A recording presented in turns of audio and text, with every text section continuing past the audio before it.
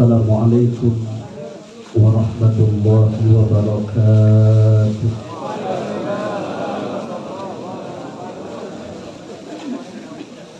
Alhamdulillahi rabbil alamin. Allahumma salli ala sayyidina Muhammad. Allahumma alimna ala ma jahilna wa dhakkirna ala ma nasina.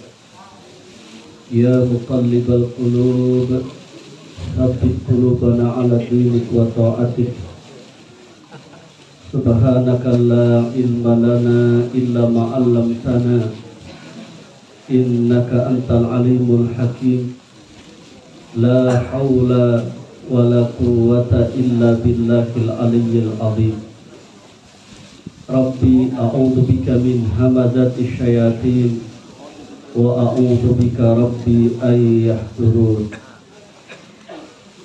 Ashabul fadilah mukarramun, para guru, para kiai, para asatidz, para habaib yang sama-sama kita muliakan.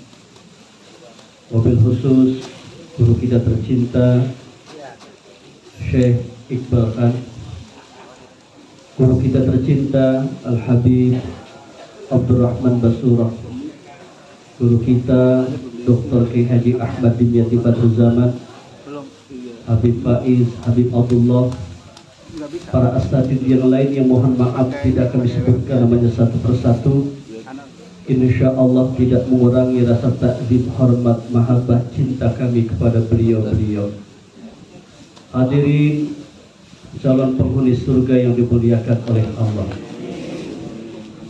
Pujian tiada henti kita panjatkan kehadirat Ilahi Rabbi, Allah Rabb yang mengatur alam semesta ini, Allah yang menundukkan kita di majlis yang penuh dengan kemuliaan untuk sama-sama bersilaturahim, menuntut ilmu, mencari keridhaan Allah. Mudah-mudahan setiap langkah kebaikan yang kita lakukan senantiasa diterima oleh Allah Subhanahu wa ta'ala. Hadirin yang dimuliakan oleh Allah, sebagai hamba Allah yang beriman, kita sudah tahu tugas hidup kita di muka bumi ini adalah untuk beribadah kepada Allah. Kemudian inti ibadah adalah zikir, dan inti zikir adalah doa. Doa itu adalah silahul mukminin. Doa itu senjata bagi hamba-hamba Allah yang beriman. Doa itu muhul ibadah, sumsumnya ibadah. Doa itu adalah nur samawati wal ardh, cahaya langit dan bumi. Doa itu adalah imaduddin, tiangnya agama. Dan doa itu adalah salah satu kekuatan yang dapat merubah takdir manusia. Kenapa kita mesti berdoa? Jawabannya ada 4. Ada berapa? Ada 4. Yang pertama, kenapa kita mesti berdoa? Karena doa itu adalah perintah Allah. Ud'uni astajib lakum. Mintalah kalian padaku, niscaya apa yang kalian minta akan aku berikan. Jadi doa itu adalah perintah Allah. Yang kedua, kenapa kita mesti berdoa? Karena para nabi, para rasul itu mencontohkan kita untuk berdoa. Nabi Sulaiman, kalau kita lihat dalam sejarah, Nabi Sulaiman itu adalah nabi yang paling kaya. Dan Allah tidak menciptakan manusia sekaya Nabi Sulaiman. Sungguh kekayaan orang yang paling kaya di muka bumi ini, hartanya tidak seujung kuku dengan kekayaan yang dimiliki oleh Nabi Sulaiman. Beliau itu diberikan oleh Allah kekayaan, diberikan oleh Allah nikmat, diberikan oleh Allah mukjizat.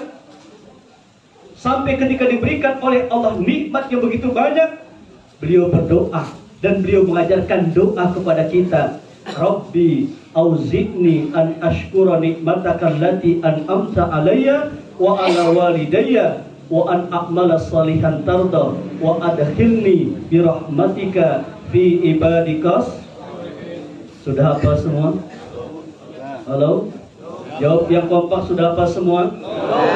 Belum? Yang belum hafal tolong jangan dihafalkan. Biar ustadz aja yang hafal. Biar beda antara ustadz dengan jamaahnya. Kalau bisa dihafalkan. Nah kemudian ketika kita lihat juga sejarah, ketika Nabi Sulaiman, Nabi Zakaria itu diuji oleh Allah dan lama gak punya keturunan. Ketika lama gak punya keturunan, apa yang beliau lakukan?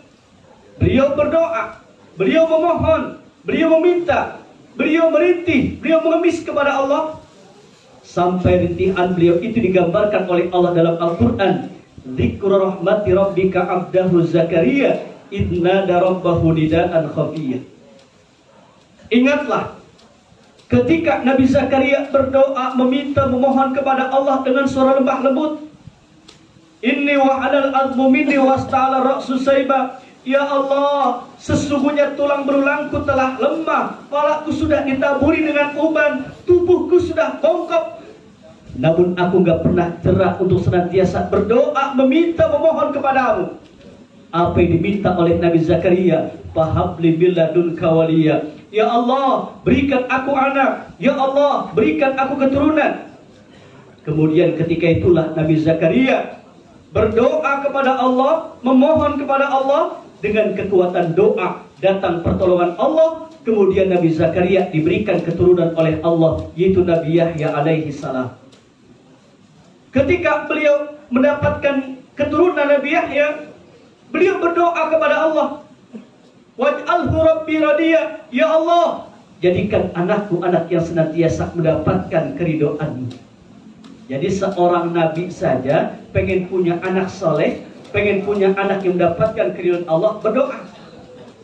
Nabi Ibrahim alaihissalam berdoa, Rabbi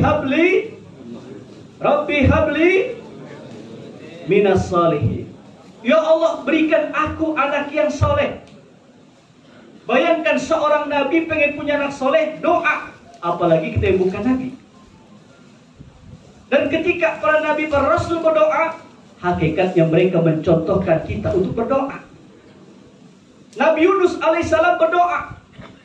Ketika beliau diuji oleh Allah dengan ujian yang begitu dahsyat, masuk ke dalam perut ikan. Sampai beliau mengalami 3 kegelapan. Kegelapan di tengah malam, kegelapan di dasar lautan, kegelapan di dalam perut ikan. Ketika mendapatkan ujian seperti itu, apa yang beliau lakukan? Beliau berdoa. Bagaimana doanya? La ilaha illa anta subhanaka inni kuntu minadh dhalimin. Semua.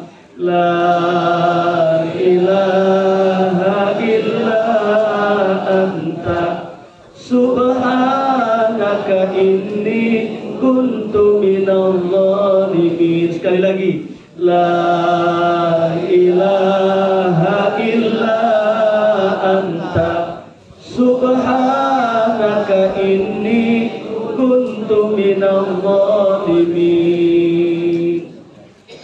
Kita lihat sejarah Nabi Ibrahim alaihissalam. Nabi Ibrahim itu adalah Khalilullah, kekasih Allah. Beliau diuji oleh Allah. Apa ujian Allah yang Allah berikan kepada beliau? Beliau itu berhadapan dengan raja yang zalim, raja yang diktator, Namrud. Sampai Nabi Ibrahim itu dibakar di atas tumpukan kayu, di atas bara api. Ketika mendapatkan ujian seperti itu, apa yang beliau lakukan? Beliau berdoa. Bagaimana doa Nabi Ibrahim? Bagaimana Nabi Ibrahim doanya?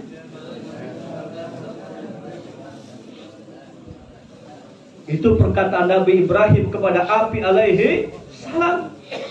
Beliau berdoa, beliau berzikir kepada Allah dengan kekuatan doa dan zikir. Hasbunallah wa ni'mal wakil, ni'mal maula wa ni'man nasir. Semua. Hasbunallah wa ni'mal wakil, ni'mal maula wa ni'man nasir. Hasbunallah ni'mal maula wa ni'man nasir. Hasbunallah ni'mal maula wa ni'man nasir. Yang ketiga, kenapa kita mesti berdoa? Tadi yang pertama, karena doa itu perintah Allah. Yang kedua, kenapa kita mesti berdoa? Karena para nabi, para rasul mencontohkan kita untuk berdoa. Yang ketiga, kenapa kita mesti berdoa? Karena kita banyak butuh kepada Allah. Kita banyak butuh kepada Allah. Coba saya tanya, kira-kira kita yang butuh kepada Allah atau Allah yang butuh kepada kita? Kita yang butuh kepada Allah. Allah nggak butuh sama kita. Itulah hebatnya Allah, itulah agungnya Allah. Ketika Allah menciptakan sesuatu, Allah tidak butuh dengan sesuatu. Allah ciptakan langit, Allah tidak butuh dengan langit. Allah ciptakan bumi, Allah tidak butuh dengan bumi. Allah ciptakan lautan, Allah ciptakan daratan, Allah tidak butuh dengan lautan dan daratan. Allah ciptakan manusia, Allah tidak butuh dengan manusia. Kita yang butuh kepada Allah, bukan Allah yang butuh kepada kita. Oleh karena Allah itu ada, sebelum sesuatu ada itu ada. Allah itu ada, ketika sesuatu ada itu ada. Dan Allah tetap ada ketika sesuatu itu telah tiada. Itulah Allah, mukhalafatul lil hawadithi wa yabqa wajhu rabbika dzul jalali wal ikram. Allah itu kekal dan Allah itu mukhalafatul lil hawadith. Allah itu berbeda dengan sesuatu apapun. Oleh karena kita butuh kepada Allah, banyak mintalah kepada Allah. Allah tuh semakin diminta semakin suka. Beda dengan yang ngomong. Orang minta sekali, insya Allah saya kasih. 2 kali, saya kasih. 3 kali, belum tentu. Tapi Allah itu semakin diminta, semakin suka. Allah itu semakin diminta, semakin suka. Maka mintalah kepada Allah. Sebelum harapan, cita-cita kita dikabulkan oleh Allah. Terus doa, jangan pernah jerah. Jangan pernah kapok. Minta terus sama Allah. Sampai apa yang kita minta dijawab oleh Allah Subhanahu wa ta'ala. Insya Allah setiap doa kita diijabah oleh Allah. Cuma soal waktu. Cuma kadang-kadang kita sebagai hamba Allah itu pengennya instan. Sekarang doa, nanti pulang dikasih sama Allah. Ya kan? Sekarang doa, besok dikasih oleh Allah. Pengennya begitu. Maksiatnya lama, doanya baru, tapi pengen cepet dijabah sama Allah. Ya kan? Maksiatnya banyak, ibadahnya baru, doa sama Allah baru, tapi pengen cepat dijabah oleh Allah. Jadi Allah itu mengijabah doa seorang hamba, itu pasti dijabah, cuma soal waktu. Pada waktu yang Allah tentukan, bukan pada waktu yang kita tentukan. Pada waktu yang Allah kehendaki, bukan pada waktu yang kita kehendaki. Pada sesuatu yang Allah berikan, bukan pada sesuatu yang kita inginkan. Itulah cara Allah mengijabah doa seorang hamba. Maka perbanyaklah doa. Setiap helaan nafas denyut jantung kita kepada Allah, kita berdoa kepada Allah. Semakin banyak kita berdoa, semakin banyak harapan doa kita yang dikabulkan oleh Allah Subhanahu wa ta'ala. Yang terakhir, kenapa kita mesti berdoa? Karena kita menepati janji kita kepada Allah. Kapan kita berjanji kepada Allah? Terutama ketika kita baca surat Al-Fatihah. Iyyaka na'budu wa iyyaka nasta'in. Hanya kepada Engkau ya Allah kami menyembah, dan hanya kepada Engkau ya Allah kami mohon pertolongan. Ini ikrar janji kita kepada Allah. Kita tidak akan pernah minta kepada siapapun kecuali hanya kepada Allah. Kita tidak akan pernah bersandar kepada siapapun kecuali hanya kepada Allah. Kita tidak akan pernah minta pertolongan kepada siapapun kecuali hanya kepada Allah. Iyyaka na'budu wa iyyaka nasta'in. Ini janji kita kepada Allah. Dan ketika kita baca iyyaka na'budu wa iyyaka nasta'in, kita baca surat Al-Fatihah di dalam salat atau di luar salat, itu adalah merupakan satu syarat supaya doa kita diijabah oleh Allah. Satu ketika, ini kira-kira masih ada waktunya. Halo? Oh masih ya. Lanjut. Pernah pada satu ketika Ibnu Abbas bersama Rasulullah Sallallahu Alaihi Wasallam. Ketika itu malaikat Jibril datang kepada Rasulullah. Kemudian malaikat Jibril ketika itu berkata, "Ya Rasulullah, sungguh engkau mendapatkan nikmat yang tidak tara, engkau mendapatkan nikmat yang tidak banding. Engkau mendapatkan dua cahaya." Apa dua cahaya itu? Yang pertama adalah surat Al-Fatihah, yang kedua adalah akhir surat Al-Baqarah. Kalau engkau ya Rasulullah, umatmu ya Rasulullah, membaca surat Al-Fatihah dengan pemahaman, dengan keyakinan, kemudian dihadirkan pada hati mereka roja pengharapan kepada Allah, maka setiap doa mereka akan diijabah oleh Allah Subhanahu wa taala. Ketika kita baca surat Al-Fatihah, Bismillahirrahmanirrahim. Coba saya tanya seluruh jamaah, Bismillah itu ada berapa huruf? 19. Ada sebuah kalimat thayyibah yang sering kita baca, ternyata jumlah hurufnya sama dengan basmalah 19. Subhanallah tasbih, walhamdulillah tahmid, wala ilaha illallah tahlil, Allahu akbar takbir, la haula wala quwata illa billah. Disebut dengan apa? Hauqalah. Hauqalah itu jumlah hurufnya sama dengan basmalah 19. Ternyata kalau kita lihat dalam Al-Quran surat Al-Mudaththir, alaiha tis'ata asyar, penjaga pintu api neraka itu jumlahnya 19. Maka orang-orang yang mengamalkan basmalah dan la haula wala quwwata illa billah, insya Allah akan diselamatkan oleh Allah dari penjaga pintu api neraka yang jumlahnya 19. Kalau nerakanya ada berapa? Ada 7.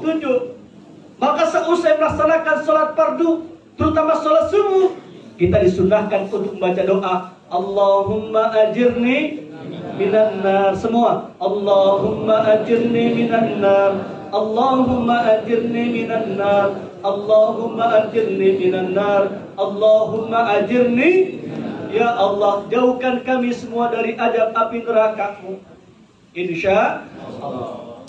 Nah, ketika kita baca Alhamdulillahi Rabbil Alamin, Allah menjawab, Hamidani abdi, hambaku memujiku. Ketika kita baca Ar-Rahmanir Rahim, Allah menjawab, Athna alayya abdi, hambaku mensyukuri nikmatku. Ketika kita baca Maliki Yaumiddin, Allah menjawab, Majjadani abdi, hambaku mengagungkanku, hambaku membesarkanku. Iyyaka na'budu wa iyyaka nasta'in. Ketika kita baca Iyyaka na'budu wa iyyaka nasta'in, Allah menjawab, Hadza baini wa baina abdi wa li abdi mas'al. Ini untukku, kata Allah, dan untuk hambaku. Untuk hambaku, apa yang mereka minta akan aku berikan. Ihdinas siratal mustaqim, siratal ladzina an'amta 'alaihim ghairil maghdubi 'alaihim waladdallin. Allah menjawab, hada li abdi wa li abdi wa li abdi masalah. Ini untukku, kata Allah, dan untuk hambaku, untuk hambaku, untuk hambaku, untuk hambaku, apa yang mereka minta akan aku berikan. Maka menurut hadis ini, berdasarkan hadis ini, para ulama mengajarkan kepada kita, ketika kita baca ketika kita berdoa, hendaknya harus diawali dengan baca surat Al-Fatihah. Al-Fatihah berdoa. Atau nanti ketika kita selesai doa, Subhana rabbika rabbil izzati amma yasifun, wassalamun alal mursalin, walhamdulillahi rabbil alamin. Al-Fatihah. Dan kemudian jangan lupa, ya, baca akhir surat Al-Baqarah. Jadi kalau mau doa tuh, supaya doa kita mantap, doa kita ingin diijabah oleh Allah, etika doa itu diperhatikan. Ya, sebaiknya doa itu dalam keadaan berwudu. Kemudian, ya, menutup aurat.